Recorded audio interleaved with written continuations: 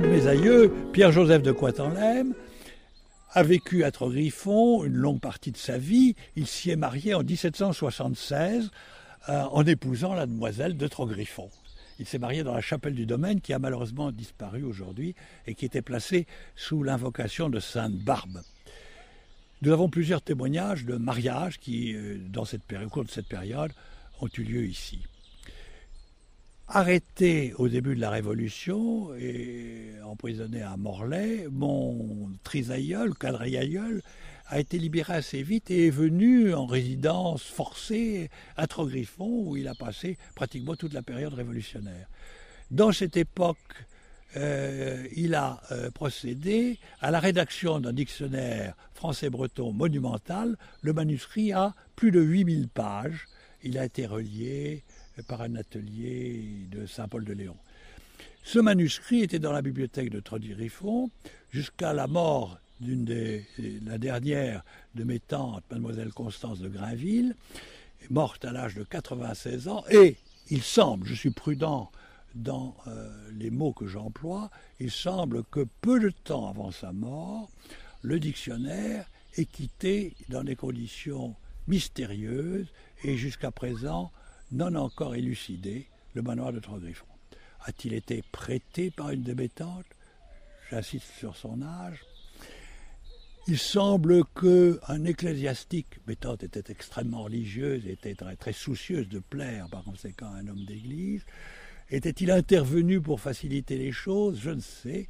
Ce manuscrit a été entre les mains d'une personne qui ne m'est pas connue avec de certitude pendant une période d'au moins 50 années.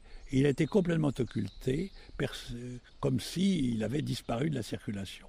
Pendant cette période, j'ai été interrogé par plusieurs universitaires, notamment des linguistes français ou étrangers au sujet de ce dictionnaire, et j'ai répondu que malheureusement, moi personnellement, je ne le connaissais pas, qu'il n'était pas en ma possession en tout cas. Ce manuscrit est réapparu il y a quelques années.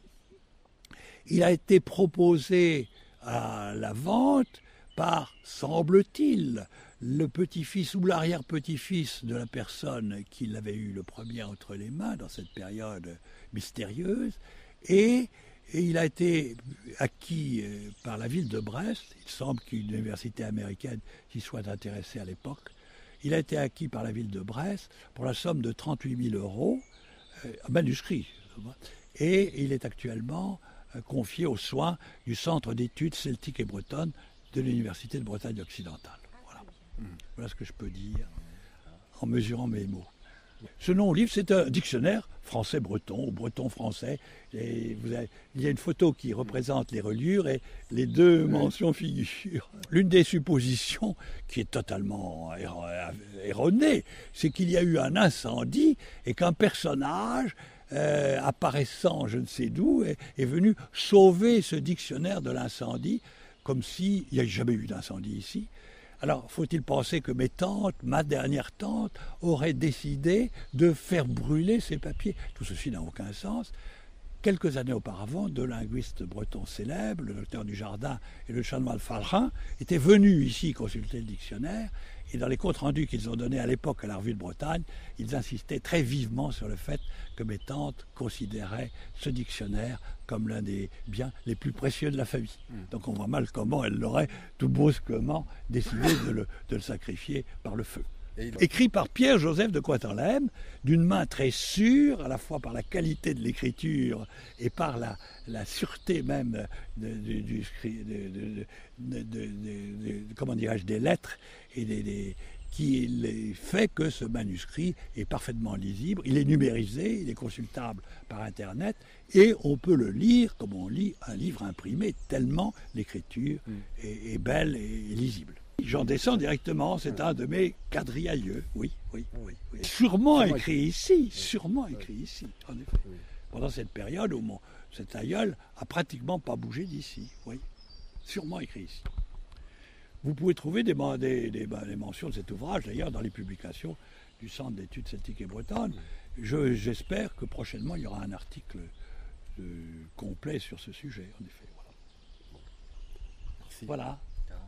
J'ajoute ceci, c'est que j'ajouterai ceci, c'est que je suis extrêmement satisfait que ce manuscrit soit aujourd'hui la propriété.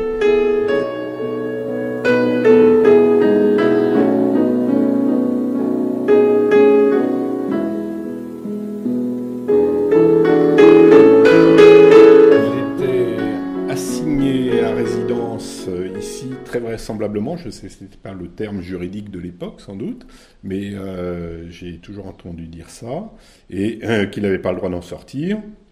C'est l'époque où de nombreux nobles étaient partis soit en immigration, soit alors c'est une région où il y a eu quand même de la chouannerie par ici, hein. Il y a eu la bataille de Kerguidu qui est pas loin.